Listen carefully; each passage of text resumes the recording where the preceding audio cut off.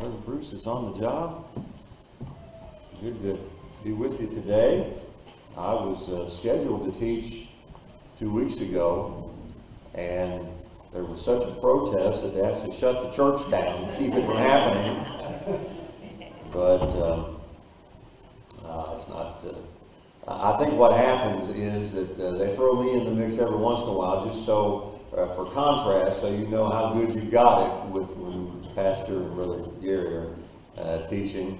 But I'm glad to have the opportunity to speak this morning. Got a lot to say, and I'm going to go ahead and get with it because Pastor suggested that I go back and quickly recap what we missed in that lesson when we didn't have church that day. And the lesson that day was the murmuring of Israel.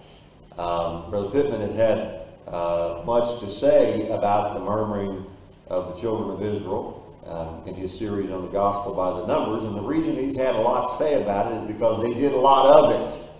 They murmured, complained an awful lot. They were barely past the miraculous crossing of the Red Sea when they started complaining and saying they wanted to go back to Egypt.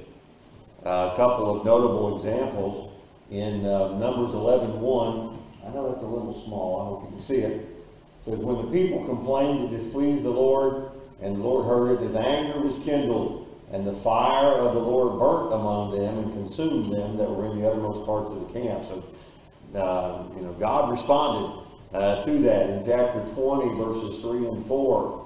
And the people chode. That's an old past tense of chide.